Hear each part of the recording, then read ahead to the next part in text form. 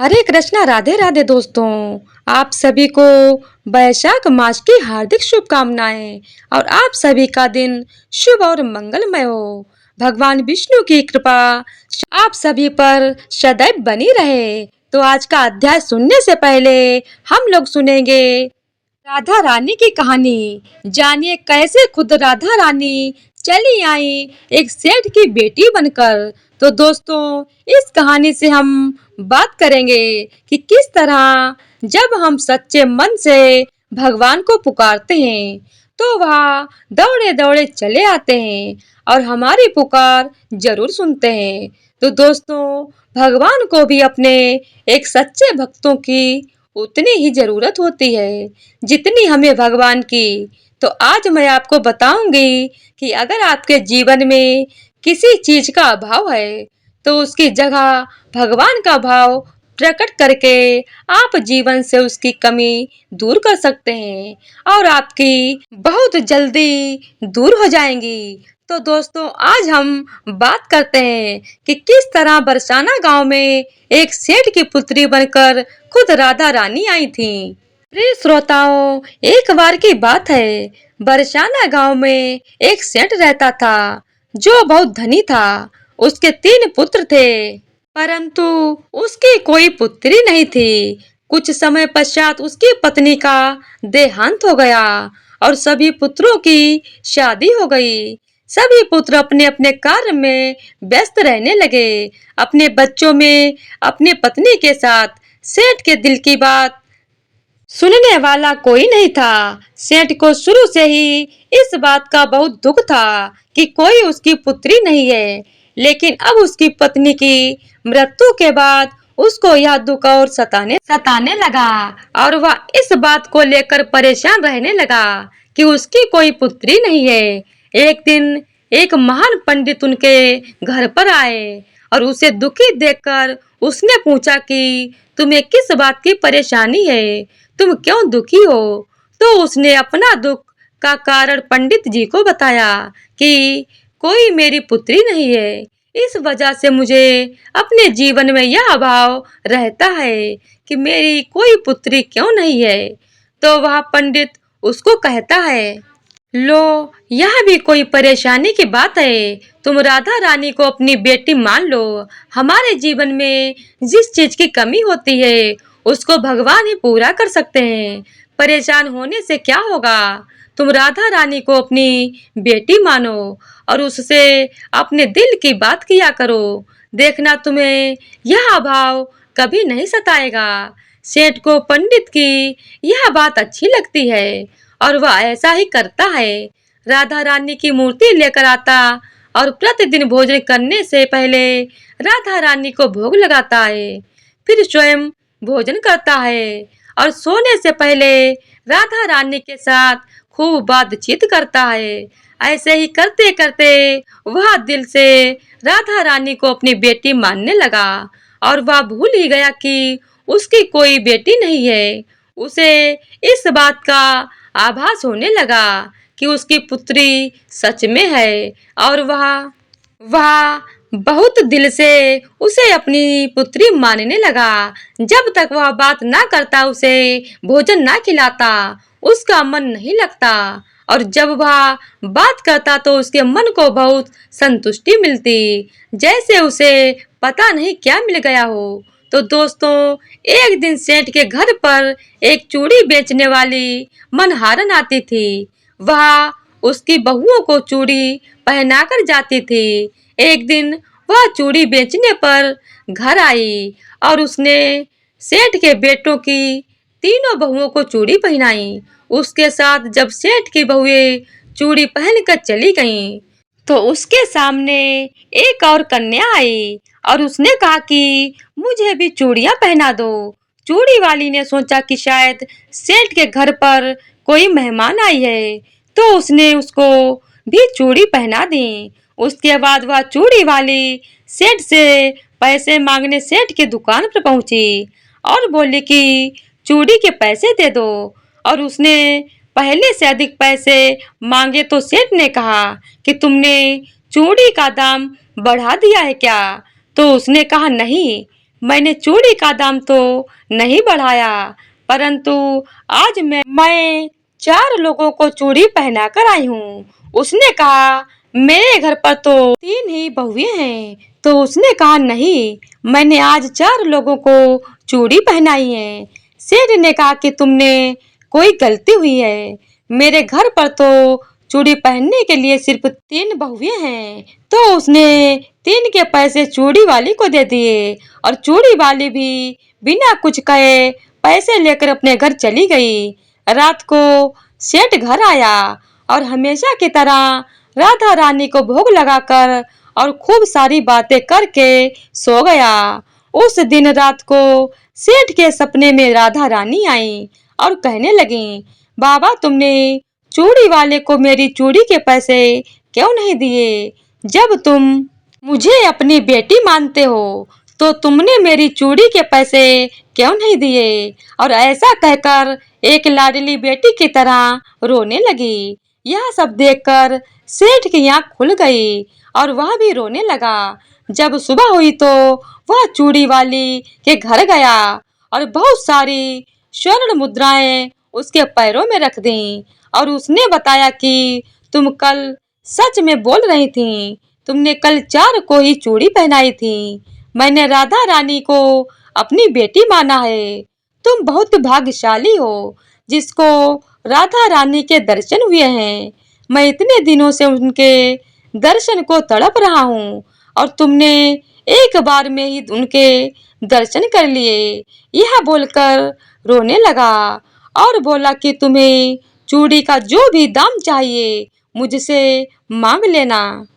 यह सुनकर मनहारन के आंखों में भी आंसू आ गए और उसने मन में सोचा, जब मुझे खुद राधा रानी के ही दर्शन हो गए हैं तो इससे ज्यादा मुझे और क्या चाहिए। और उसने सेठ के सामने हाथ जोड़कर कहा कि तुम्हारी वजह से मुझे राधा रानी के दर्शन हुए हैं, जिससे मेरा यह जीवन सफल हो गया। मुझे और कुछ नहीं चाहिए। तो दोस्तों, देखा कि जब हम भगवान को दिल से पुकारते हैं, उनकी पूजा अर्चना करते हैं, तो वह कैसे हमारे पास दौड़े चले आते हैं।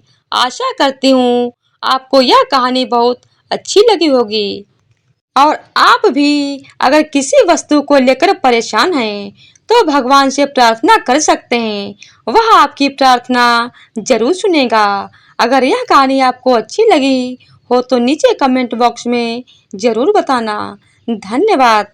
तो आइए अब सुनते हैं माघ मास महात्म्य का 25वां अध्याय। अद्भुत महिमा युक्त पूर्णिमा तक की 3 तिथियों का पुण्यात्मक वर्णन। श्रुति देव जी कहने लगे, हे राजन, वैशाख में शुक्ल पक्ष के अंत की जो 3 तिथियां पूर्णमासी तक हैं, वे बड़ी शुभ फल देने वाली हैं। यह तीनों तिथियां पुष्पकरणी कहलाती हैं। ये पुत्र और पौत्रों को बढ़ाने वाली हैं।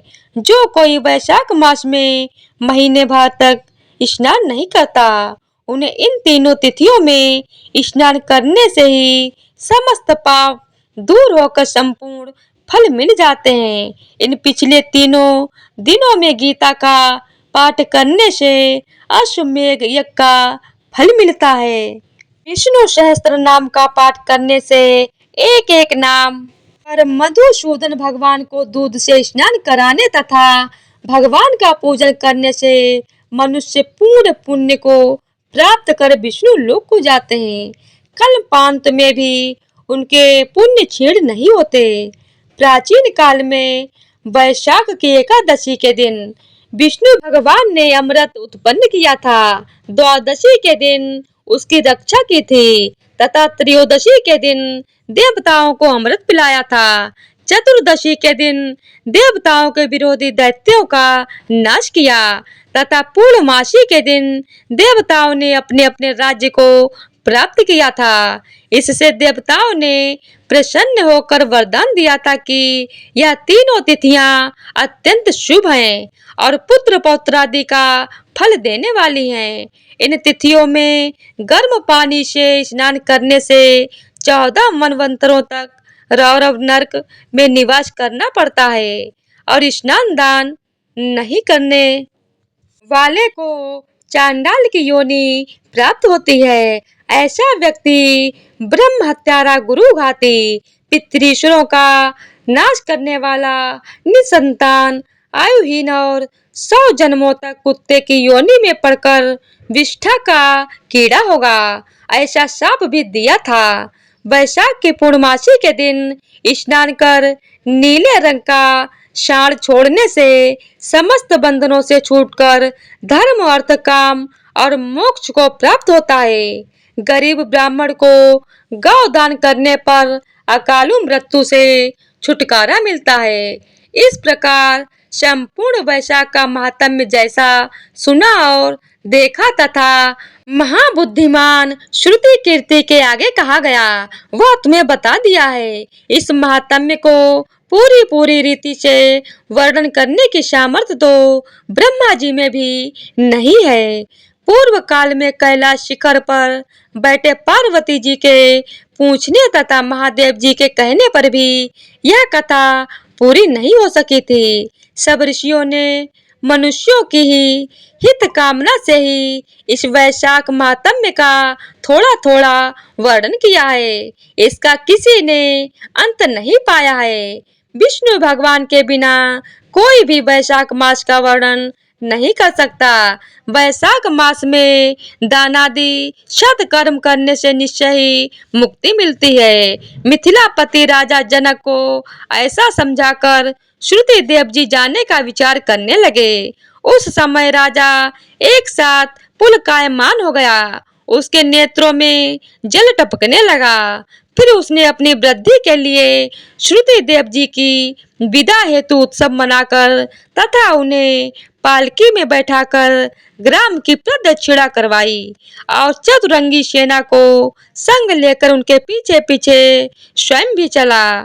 फिर अंतपुर में ले जाकर वस्त्र, आभूषण, गौ, पृथ्वी, तिल, स्वर्ण आदि सब प्रकार के वैभव उनके आगे रखे और हाथ जोड़कर नमस्कार करके सामने खड़ा हो गया। तब महायशस्वी श्रुति देव जी अत्यंत संतुष्ट हो प्रसन्नता पूर्वक अपने धाम को चले गए। नारद जी ने कहा, हे राजा अम्बरीश, इस परम अद्भुत आख्यान को जिसके सुनने से ही संपूर्ण पाप नष्ट हो जाते हैं तथा सब प्रकार की संपत्ति मिलती है, मैंने तुम्हारे सम्मुख वर्णन किया है। इसी से योग, ज्ञान और मोक्ष की प्राप्ति होती है।